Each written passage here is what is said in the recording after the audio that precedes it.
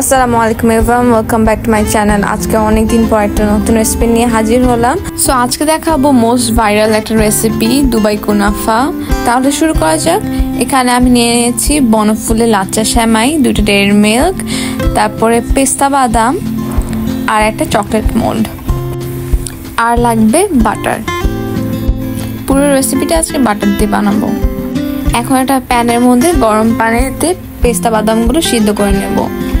এরপরে একটা জালির মধ্যে পেস্তাগুলোকে নিয়ে এবার ছালগুলো যেগুলো ছিল সেগুলো খুলে ফেলবো। সব পেস্তাগুলো ছাড়ানো শেষ। এখন আমি এই পেস্তাগুলোকে ব্লেন্ড করে ফেলবো। ব্লেন্ডারে ভালোভাবে এটাকে গুঁড়া করে নেব।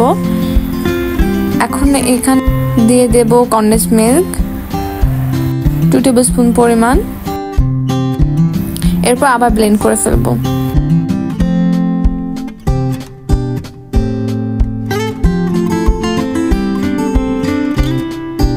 এখন আমি চকলেটটা বানিয়ে ফেলবো। এটার জন্য একটা প্যান নিয়ে নিয়েছি, তারপরে একটা বাটির মধ্যে বাটার নিয়ে নিয়েছি। বাটারগুলো এখন একটু মেল্ট করে নেব। বাটার যখন মেল্ট হয়ে আসবে তখন এটার মধ্যে আমি অ্যাড করে দিচ্ছি সুগার পাউডার অথবা আইসিং সুগার। এখানে আমি 2 টেবিল স্পুন পরিমাণ সুগার পাউডার দিয়ে দিয়েছি। এখন এই মিশ্রণে দিয়ে দিচ্ছি ভ্যানিলা এসেন্স, দিয়ে দিলাম 1 টেবিল স্পুন পরিমাণ গুঁড়া দুধ। এখন একটা প্যানের মধ্যে বাটার নিয়ে নিচ্ছি আবার। তারপরে এখানে যে আমাদের লাচ্চা সেমাইটা ছিল সেটাকে ভেজে নেব। লাচ্চা সেমাইটা যখন ব্রাউন কালার হয়ে আসবে তখনই আমরা অ্যাড করে দেবো মিল্ক পাউডার। এখানে আমি 2 টেবিল স্পুন পরিমাণ মিল্ক পাউডার অ্যাড করেছি। এখন এই দুধের সাথে সেমাইটাকে মিক্স করে ফেলবো।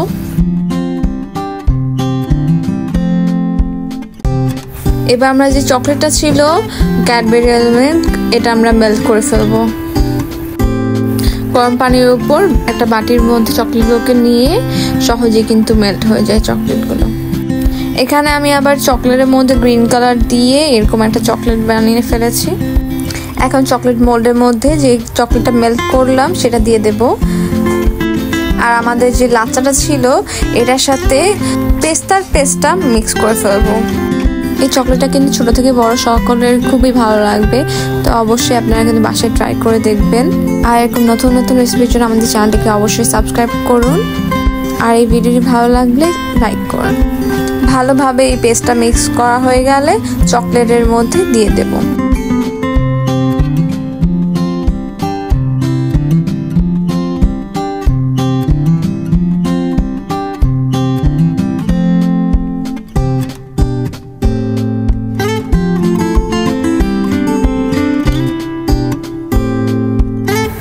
পুরো পেস্তার মিক্সটা কিন্তু ড্যাপ করে করে আমরা চকলেটের সাথে দিয়ে দেব,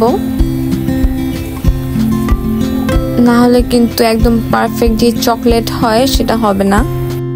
সেমাই আর পেস্তার যেই মিক্সটা ছিল সেটা কিন্তু আমার দেওয়া শেষ।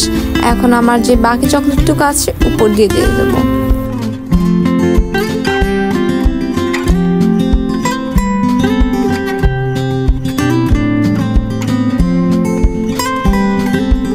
মোল্ডে যে ফাঁকা অংশগুলো ছিল সেখানে কিন্তু আমি দিয়ে দিয়েছি। এবার আমি চকলেটটাকে ফ্রিজের মধ্যে রেখে দিয়েছিলাম, 1 রাতের মতো রেখেছি। তারপরে কিন্তু আপনাদের চকলেটটা হয়ে যাবে। এখন দেখার পালা কেমন হয়েছে।